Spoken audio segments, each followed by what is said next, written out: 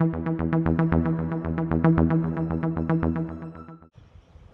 everybody, this is Perch. We've got two more DC creative teams. Again, we're right on the cusp, the edge, the last possible second for the March solicitations, which will reveal all. Looks like they're going with the formal word on Justice League until last minute. Of course, there was a little tweet that spoiled a lot of that. If it turns out it's not the case, and like Justice League will be written by some other team, and it's not Bendis and everything else, and this is all one big elaborate social media prank, then I will tip my hat forever to Bendis and Tamara Bonvillain for punking out the internet. That'll be awesome. But anyway, let's not talk about Justice League. We have two titles. We have The Flash and we have Nightwing. So first, where The Flash is concerned, it is Jeremy Adams and Brandon Peterson. So Jeremy Adams, relatively new. Well, not new. I mean, He's done Justice League Action. He's doing Future State Black Adam and Black Racer.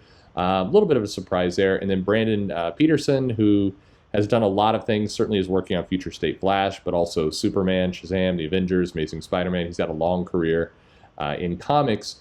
And they will, in March 16th, we have a new issue of The Flash. It's Flash 768, so no renumbering. And basically, the storyline that we're being teased is Wally West has decided to call it quits. He has his family back.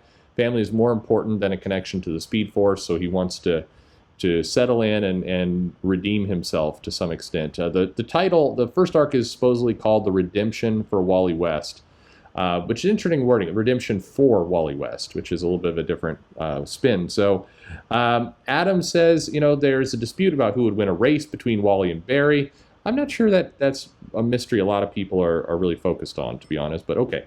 And he says, I'm pouring all my enthusiasm into this story, and the premise is that will Barry let Wally walk away? Barry Allen and Wally West must confront the past by way of a Justice League led by Green Arrow. So that's a bit of a bombshell in there. We'll talk about that in a moment.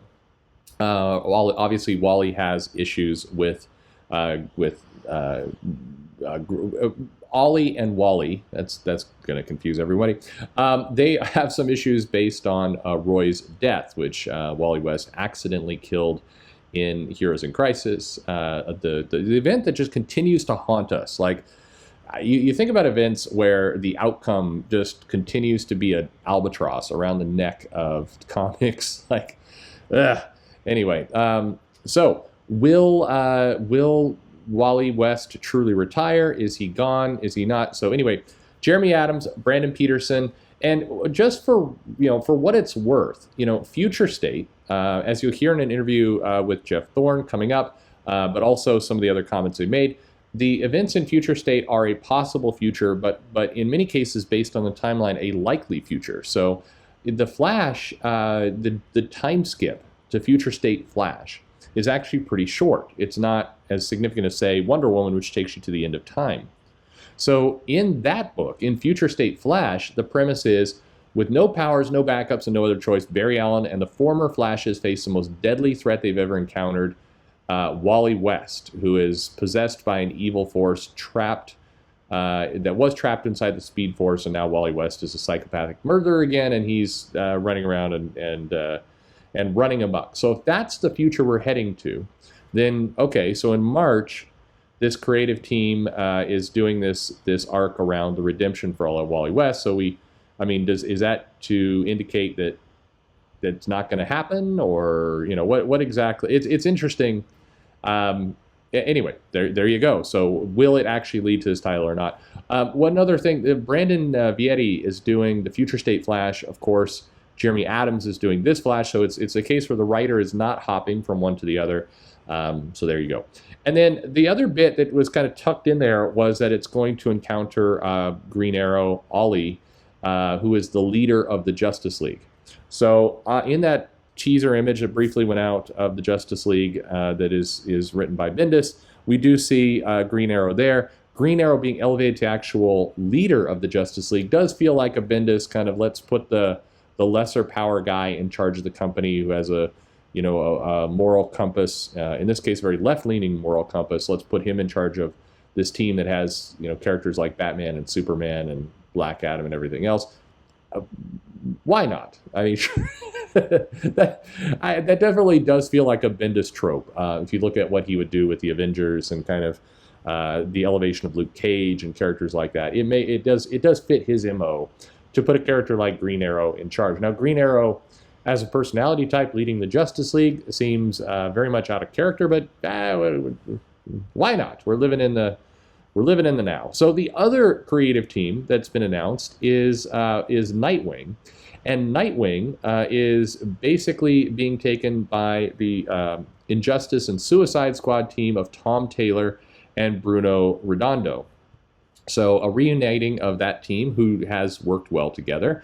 There's a lot of comments as Suicide Squad was being put together about kind of the synergy that team had come together. We heard Tom Taylor say very nice things about Bruno, and it's Nightwing. Tom Taylor stressed this is an ongoing run. This is not a short-term arc. I'm not sure why he needed to stress that, but that's okay.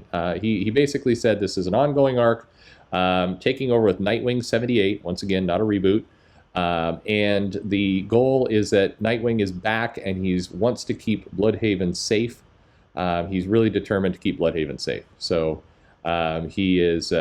Taylor expressed himself as a huge Nightwing fan. He wants to make him a DC A-lister and putting him on a pedestal. But it's not just Nightwing that's coming into this book. There will definitely be a partner in this book, and that is Barbara Gordon, who is supposed to have at least a major role in the first arc. It's a little unclear in how it was written, if Barbara Gordon is going to be in the title forever or just in the first arc. Now, in Death Metal, the two basically got married, but the marriage was conditional on if we survive, the marriage will be annulled. That's not how marriage works, but I guess when you're in the Omniverse fighting the Batman who's elevated to an evil deity space god, that you can make up your own vows. You can do whatever you want at that point. So Barbara Gordon is in this book. We've kind of been teasing that she's going to be losing her ability to walk again, going back in the chair, and maybe be the new Oracle. So what's she doing in Bloodhaven? So anyway, a lot of that stuff, but Nightwing enlists her help, and we are supposed to get a lot of information there. The other bit of the story and the pitch is that Bloodhaven has elected a new mayor with the last name Trump. Oh no, sorry, Zuko, which is basically Zuko was the family that kind of the crime family that killed off Nightwing's parents. So this can't be good for old Nightwing. But maybe it's good for Bloodhaven. Maybe it's they're going to make Bloodhaven great again. I don't know. But at any rate, it's promising that as they investigate the politician bearing the same name as the man who killed his parents, Barbara unearths details that will shock and fundamentally change the hero. So anyway, we expect to see lots of Nightwing. From the preview pages that have been shown, we're introducing a puppy into the mix, a three-legged puppy. That Nightwing kind of shields from criminals who are looking to beat up that puppy, I guess. We do not have a lot of close-up shots on Nightwing's butt, so that's another new one for the series that we can not look forward to, I guess, if you're a fan of that. Gail Simone will be unhappy, I gather. At any rate, two creative teams. Oh, I guess the other piece is if we also do the same thing we did for Flash, we look at what the future state for Nightwing looks like. In that one, it really is tied to Batman. He's trying to keep the citizens of Gotham City safe against the magistrate. We also see these little hints of Nightwing in the Teen Titans wearing the Deathstroke mask, and that there's a whole problem that's gone on with the Titans in future state. So we don't know exactly.